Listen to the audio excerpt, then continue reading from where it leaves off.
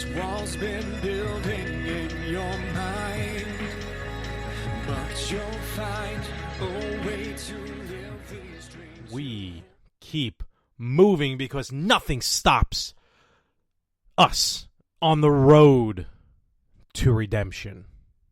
I don't know. Sounded kind of cool. Thank you for downloading the newest episode of the Pro Slam World Podcast with Larry Mormon. We're up to episode 6. I'm in Canada. No, not really. I'm not.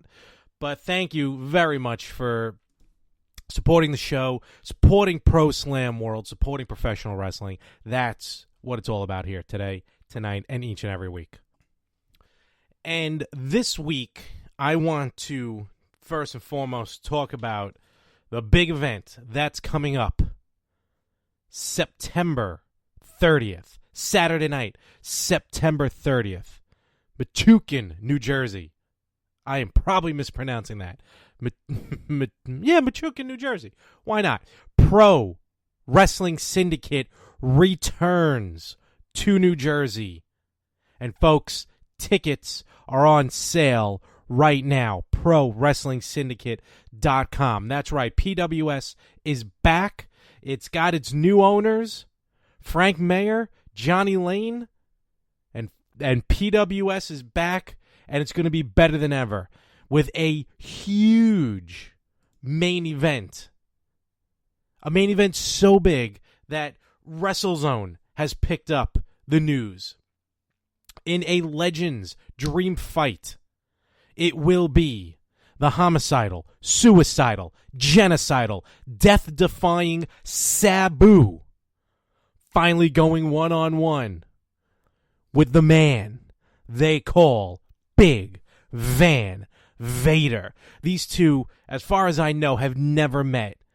And these two guys, you want to talk about two men who give it their all in the ring. And we're talking two, in my opinion, two different styles of wrestling. Vader is one of the biggest, nastiest, meanest monsters on the planet, as he should be. That is why he's a multi-time WCW World Champion.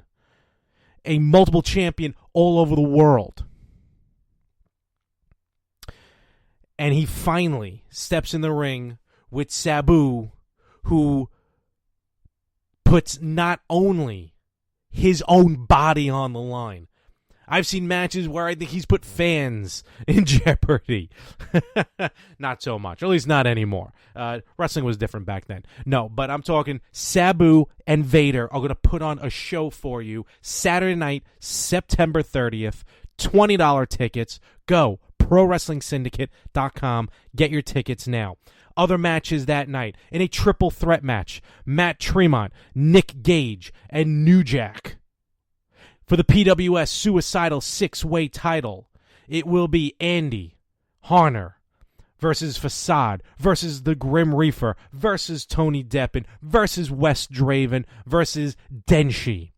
The PWS Tag Team titles will be defended as the Handicap Heroes will defend their championship against the Urban Legends. In a match, first time ever, Teddy Hart and Devin Moore will go one-on-one. MVP returns to New Jersey to take on Matt Cross. In a match, Protege versus Mentor. Notorious 187 Homicide will take on the legend, the Raging Bull, Manny Fernandez. In women's action, Brittany Savage, Missy Sampson, and Maria Manic will get it on in a triple threat match. And also, in one of my favorites from Pro Wrestling Syndicate, Starman will take on the Prince of Aesthetics, Damian Gibbs. As the weeks go on, as we roll to September 30th, as we roll to Pro Wrestling Syndicate, Refuse to Lose, I'll be talking more about this show. I'll be talking more about these matches. And I'm really hoping you're as psyched as I am. I'm going to be there. I will be in New Jersey. I hope you're in New Jersey. Go check it out. ProWrestlingSyndicate.com. This past Friday, a week ago now. Wow, I can't believe how quickly a week goes. I got this new job, my real job. Maybe one day this could be a real job, but for now, my real job. And I just started a new position there, so the weeks have been flying by. I'm losing track when, where, what I'm doing, how I'm doing. My God, it changes almost daily. But a week ago today, was Ring of Honor's War of the Worlds. It was actually a 4-night event. Night 3 took place at the Hammerstein Ballroom in New York City. And to tell you that I've been to now, what is that now, my third, I think, ROH pay-per-view? I think so. Probably my 5th or 6th Ring of Honor event overall. Ring of Honor has yet to disappoint. And I say that because I'll be honest, I'm a WWE fan. I mean, who really isn't in some way, shape, or form?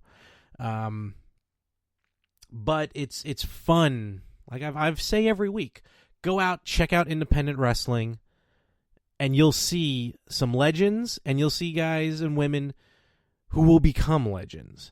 But Ring of Honor is up there. To me, it's number 2 of the top 3. WWE's number 1, ROH is number 2, and Impact Wrestling is holding on by a limb as number 3. But this pay-per-view was off the charts. If you can catch the VOD at ROHWrestling.com on your cable provider, I'm telling you, it's worth it.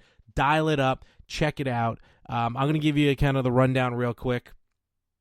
And I had great seats. This is the third event at the Hammerstein Ballroom I've been to for Ring of Honor, and I've pretty much scored the same seats almost each time. I got that first mezzanine level, if you're familiar with the Hammerstein Ballroom. First mezzanine level, front row. I mean, you can't beat it. It's to me, it's better than sitting on the ground. In all honesty. So on the pay-per-view, it opened up with a fatal 4-way. Bobby Fish, Kushida, Silas Young, and, in my opinion, the greatest gimmick happening in professional wrestling today, Dalton Castle. So these 4 locked up. It was a hard-hitting match. I mean, you got four basic different styles. You have Bobby Fish, submissions. You got Kushida, high-flying, brings that Japanese style to the ring. Silas Young, the last real man in professional wrestling. He's just a hard hitter. And Dalton Castle, who's just as wacky as anyone's going to be. A lot of bad, but it's in these multi-man matches, if it's not one-on-one or even a tag team, when it's kind of like a triple threat, fatal 4-way, fatal 5-way, as we'll see this Sunday at Backlash, it's kind of hard to gauge the excitement of the match because it's constantly changing. Because you always have different combinations locking up in the ring, outside the ring. Things are happening both in the ring, outside the ring. But it was a great way to start off the pay-per-view. Dalton Castle came out, actually shockingly, came out on top. I didn't think Dalton would win. I didn't think he'd lose, but I was happy to see him win. And his entrances, it's hard to explain. I cannot explain a Dalton Castle entrance. All I can tell you is check it out on YouTube. Check it out on my Facebook page, More365. Check it out at the Pro Slam World Facebook page, and because links will be linked to this show. Dalton Castle has got just his music, his entrance. It's one to behold. I'm gonna tell you that much. Hangman Page and Frankie Kazarian. Now we all remember. Frankie Kazarian was a member of the Bullet Club for a short amount of time, turned on his longtime partner, Christopher Daniels, to join the Bullet Club. Had some matches with them, teamed up with Hangman Page a few times. And it wasn't until recently at the last pay-per-view, 15th anniversary, and earlier in that night, Frankie wrestled with the Bullet Club.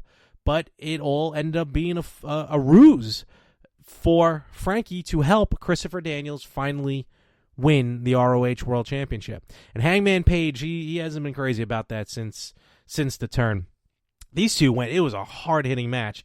I mean, it was brutal. It wasn't a no disqualification match. It was just hard-hitting, brutal. At one point, they were just spitting on each other back and forth. It got a little wacky there for a while, but hard hitting match. I mean, both these guys have tremendous careers. Hangman Page came out on top, defeating Kazarian, of course, with some shoddy sportsmanlike conduct, but Hangman Page came out with the W.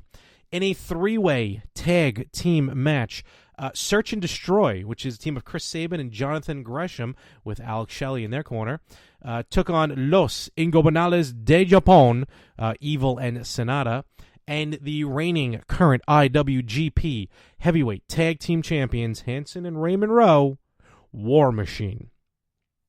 Another one, multi-team match. I've never saw Jonathan Gresham. He's really good. He's got some talent. He looks like he's young, getting into the business. He may have been in it for a few years. First time I've actually seen him in ROH. But him and Chris Sabin make a tremendous team. It's not the Motor City Machine Guns, but it's definitely a worthwhile tag team. Evil and Sonata, again, they just brought that essence of Japan over with them. And War Machine they're just two brutes, two monsters. It was a non-title match. War Machine came out with the victory. In the match that probably stole the evening, as everyone thought it would, Jay White and Will Osprey. I have talked before about, and I'm not saying that I don't like it. I'm not saying that it's bad for business. I'm just saying if presented to me two match types, high-flying aerial match with a lot of acrobatic moves, or a ground and pound brawl with two heavyweights who don't leave their feet. Personally, I'll take the heavyweight match. But with that being said, I'm taking nothing away from Jay White and Will Osprey. They put on a match. First of all, very early in the match, Will Osprey was getting his booty handed to him by Jay White. At one point, White was on the outside of the ring, and Osprey was going for a suicide dive, and Jay White just caught Osprey enough in midair, turned him around, not necessarily belly to belly, but just flipped him enough that Will Osprey hit the guardrail viciously hard with his back. And of course, it didn't stop there. White threw him into the far guardrail and then just tried to put him through another one. The mark on the back of Osprey, I was sitting mezzanine and I saw it clear as day. I mean, he was beat up, and he was beat up early. But that didn't stop him. And this is another one that really, I know it's a podcast, but that's to describe this match, Osprey and Jay White, you have to go watch it. It was funny. I was taking pictures throughout the night. I was taking a couple videos throughout the night for my Instagram. And when this match started, I just went on Facebook. I'm like, look, no one expect any photos or anything during this match, Will Osprey and Jay White, because I'm not going to have time to be able to take a photo and then try and upload it, because there's no downtime with this match. With Will Osprey, there's no downtime. I mean, let's keep going back. Osprey and Ricochet. It's some people love it, some people not crazy about it. You know, that's what's great. You buy your ticket, you cheer when you want to cheer, you boo when you want to boo. Not that I'm saying this was a booing match. But it definitely got me off my feet. I was on the edge of my seat, and I lost it a couple times. I was just shocked, just how just hard these two drill at each other. And Osprey, Will Osprey, he's amazing. And I think he's big time, making his name in the United States. And we're going to see more and more of Will Osprey, especially in Ring of Honor. Will Osprey did come out with the victory. As soon as the match was over, these two could barely move. I mean, and I would say like legitly, they left it all in the ring. And it wasn't until after the match when Punishment Martinez came out and just destroyed Will Osprey. So it looks like they're setting up an angle there. So I'm going to look out on Ring of Honor television. All right, now the first of 4, excuse me, the first of 4 Ring of Honor championships. First of all, the 6-man World Tag Team Championship was defended. Bully Ray and the Briscoes defended against Chaos, which was made up of Hiroki Goto and Roppongi Vice. Here's what was fun about this. So, the Briscoes come out to the ring. Okay, they come out first. Doing their thing, running around the guardrail, slapping hands. They jump onto the second rope, and then they like kind of not pointing, but just I guess you have to call it pointing in the direction of the mezzanine. So I'm like, all right, that's probably just they're posing for the camera. That's what we're all thinking, and they're still pointing. And I was like, I think I was the only one who was like, let me take a look over my shoulder to see what he's pointing at. And from the mezzanine is where Bully Ray came out, and that was awesome. Right there, again, check out my Facebook page, check out my Instagram, check out the Pro Slam World page on Facebook, because you'll be able to see how I was right there with Bully Ray. I was up close, not up close and personal. Well, he did walk past me, so I guess I was pretty up close to him.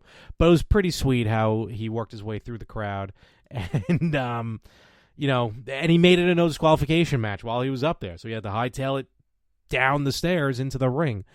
So that match turned into a 6-man brawl for the tag team titles. Tables. You had Bully Ray putting Beretta through a table, and then did he hit? I think he then. I'm going to be honest, I can't remember if he hit. No, it had to have been Rocky Romero. Hit him with the 3D. And then 1, 2, 3, still your reigning Ring of Honor World 6-man Tag Team Champions, Bully Ray and the Briscoes. In a match that I quite enjoyed because of the champion in this, the Ring of Honor World Television title was defended as Matt Sidell made his return to Ring of Honor after just recently being on Impact Wrestling Television, but go figure. He took on the reigning and defending ROH World Television Champion, Marty Scarl, the villain. The villain, Marty Scarl, he is definitely one of my favorite heels right now in wrestling, especially in Ring of Honor. And it's not that it's hard to explain. It's not necessarily the persona. Yes, it's a lot the persona, but just his actions in the ring.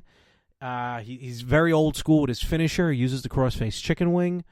He has this move, which I'm still trying to figure out how he does it, where he just gets the entire crowd to get very quiet. He takes his opponent's fingers and then cracks them. And you hear it echo through the arena. I don't understand how he does it. It gets to me every time. But in this match, Marty Scarl came out as still the Ring of Honor World Television Champion. But good match, though. Very good match. Matt Sidell can definitely go. Reborn Matt Sidell. The ROH World Tag Team Championship was on the line when the Young Bucks, Matt and Nick Jackson, probably the greatest tag team today, defended against Los Ingobernables de Japón, Bushi, and the IWGP Intercontinental Champion, Tetsuya Naito. Naito, his gimmick is very, I guess he's like anti New Japan. He shows so much disrespect for the IWGP Intercontinental Championship. Like, he doesn't wear it to the ring. He actually kicks it to the ring. I mean, that's big time, especially in Japan. He throws it into the ring. He just has no care in the world for it. And this no-care attitude is what really ended up putting him on the map in New Japan. And so him and Bushi went up against the Young Bucks, and of course any match with the Young Bucks is just a wild and frenzied night of super kick after super kick after super kick. Big time tag team moves by the Young Bucks. I mean, they're the biggest thing happening on the independents today. Even though they do have that, they did sign with Ring of Honor, but the Young Bucks, they don't. I think what makes them great is they don't. How can I put this? I don't want it to come off rude or anything. They don't take themselves seriously, and they don't take the matches seriously. It seems like, but what I mean by that is they're having fun, and I've heard many superstars, past and present, say that you really have to have fun while you're doing this. And if you're not having fun, the crowd's not having fun. If the crowd's not having fun, then you won't see them again next time. So this match went very much back and forth between the Young Bucks and the representatives from New Japan Pro Wrestling. In the end, Young Bucks came out victorious and still the ROH World Tag Team Championship. Now, this was not a title match, but it was a high-profile match. I believe, again, for the first time, Adam Cole and Hiroshi Tanahashi went one-on-one. And Tanahashi, he is huge in Japan. I mean, he's probably like, I would dare say he's the John Cena of New Japan as far as popularity, as far as being a babyface. And, of course, Adam Cole, Bullet Club, the only 3-time Ring of Honor World Heavyweight Champion. And they went just toe-to-toe. This was a ground-and-pound match. Fist flying. Tanahashi, bit of a high flyer. Adam Cole's got some skill himself to the air. But in the end, Tanahashi came out victorious. What I did not know, though, is that this was one of Cole's last matches in Ring of Honor. It looks like he's heading on out to hit the Indies, to go to NXT. I'm not 100% sure. But I was definitely unaware because after the match, obviously everyone else knew, they were chanting, "Thank you, Cole, thank you, Cole." And then what happened is that's when the Bucks came out, the Young Bucks, because they're all New Japan. I mean, they're all Bullet Club, excuse me. And as tradition in the Bullet Club, it happened to Finn Balor when he was Prince Devitt. It happened to AJ Styles. It seems like when someone ends up leaving the Bullet Club, they are excommunicated from the Bullet Club. And the Young Bucks came out. They were locked, cocked, and ready to unload with a super kick party all over Adam Cole. But as Cole turned around, they were ready. But as I said, the Young Bucks, they don't take themselves seriously. They knew that's what we all thought was going to happen. And, of course, that didn't happen. The streamers were flying. They said their goodbyes to Adam Cole. That's when the lights went out. And that's when on the video board, the cleaner, Kenny Omega, the leader of the Bullet Club, cut a promo like no one else could, explaining how it's Adam Cole's swan song, how Kenny Omega was disappointed in the Young Bucks for doing what they did, wishing Adam Cole a goodbye. And as Adam Cole rode off into the sunset a hero, that's when Kenny Omega said every hero needs a villain. That's when the lights went out. And then when they came back on, but everyone already knew where this was going. Well, they already knew because it was also on the video board. That's when we saw in his hat, in that mask, that like from, it's like a, not a Harlequin mask, but with the long nose, almost like the thing from Beetlejuice that Alec Baldwin turned himself into. It was always kind of weird with the long nose. That's when on the video board we saw the villain, Marty Scarl. And then everyone started putting two and two together. The lights came back on, and Marty was in the middle of the ring. And when he unsheathed his signature umbrella, opened it to the world, and what did the umbrella have to say? Almost like a villain from Batman. It said right on the umbrella, Bullet Club. And Marty Scurll wished Adam Cole a goodbye. And that's when the Bucks unleashed a super kick party all over Adam Cole, baby. It was an awesome setup. I'm so happy that Marty is in the Bullet Club. I think the Bullet Club's going to help him. I think he will help continue the popularity of the Bullet Club. And with Adam Cole, it was great to see him in Ring of Honor. The first Ring of Honor pay-per-view I ever went to, he was in the main event. And, I've seen him a few times now, obviously.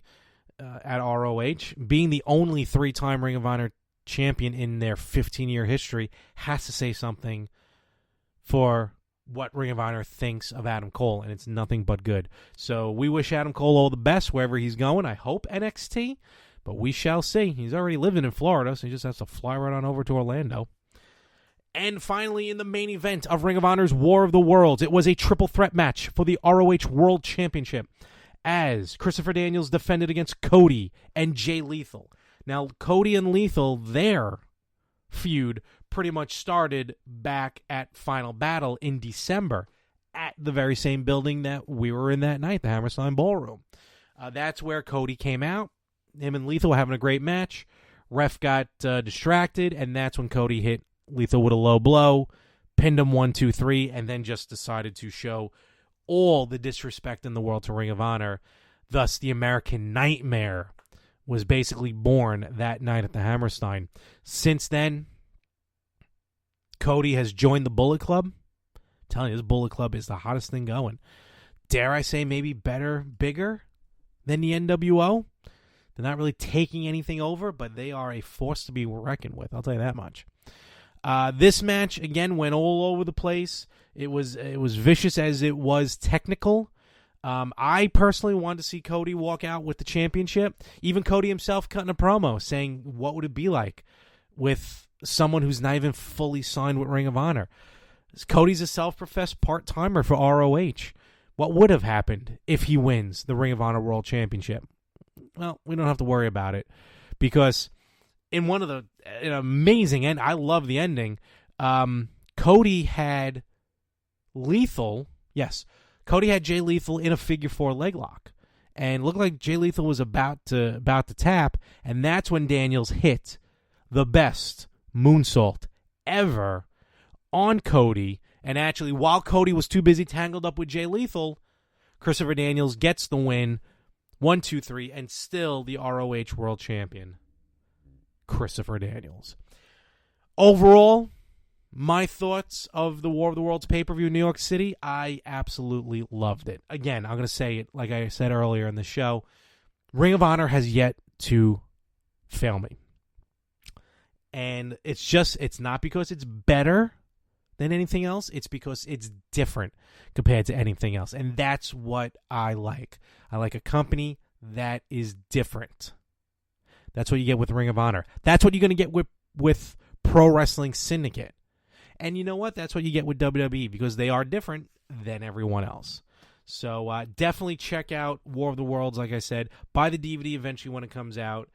It was a 4-night event. Just to make a note real quick, this kind of bugged me when I read about it. I saw a picture. They're doing the, I think it's the Super J Cup that's going on right now in Japan. So they were taking a picture of the 16 participants. And the villain, Marty Scarl's in it, and so is Kushida. But in the picture, Kushida had the Ring of Honor World Television Championship, because the next night in Philly at the 2300 Arena, or as a lot of us know it as the ECW Arena, Kushida defeated Marty Scarl for the ROH World Television Championship.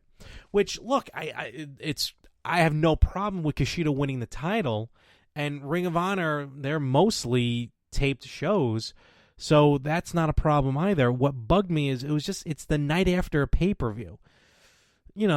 I mean, I would have preferred to see the title change at a pay-per-view, unless they were like in the middle of two different, like if they were like 3 months out from their next pay-per-view, and then that's a different ball game.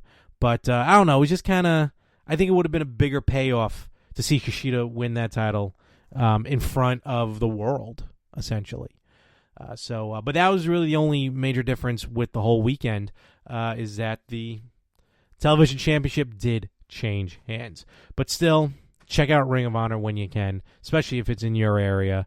It will not disappoint. Just like Pro Wrestling Syndicate, live Saturday night, September 30th. Tickets are on sale. ProWrestlingSyndicate.com. First time ever. Vader versus Sabu. You're not going to want to miss this. And, of course, check me out everywhere on pretty much almost every social media at More365. Check out Pro Slam World on Facebook at PSW Wrestling. Also, check out Pro Slam World on YouTube at Pro Slam World. So as the weeks go, we're going to talk more about Refuse to Lose. We'll talk more about some of this independent wrestling, my thoughts, my opinions, but most importantly, and I'm seeing people hit the Facebook page. I love it. I love seeing your opinions. And just recently we had one comment from a fan, asking about, because it was not too long ago that Vader came out and said of his health issues, that he really honestly only had months to live. But that was longer ago than I think he was diagnosed with. I mean, I've seen Vader. I've seen some pictures of him recently. He's looking good. He's keeping himself in shape. So he's going to be ready to go September 30th. That I can tell you. I mean, card's subject to change. But to me, he looks like he's going to be set, ready to go. And him and Sabu are going to leave nothing behind. Remember, Vader's the one that, it was his match that took Cactus Jack's ear off. So the man's dangerous. But that's what's great about him. Same thing with Sabu. He's nuts, but that's what's great about him. And that's what makes him entertaining. And that's why I hope to see you Saturday night, September 30th in New Jersey. Pro Wrestling Syndicate. Refuse to lose. With that, folks, it's another week. Thank you very much. And remember, please subscribe to the show, because if you subscribe, then you're automatically going to get all the episodes. Share the links. Please share them with everyone. Tell everyone you know you listen to the Pro Slam World Podcast with Larry Mormon. And a cheap crossover plug, every Tuesday, check out my other show, The Retro Gamers. If you're into retro video gaming, definitely give that a sound as well. But in the meantime, thank you very much for listening. I hope to catch you next week as we talk more wrestling with Pro Slam World. Check you guys later.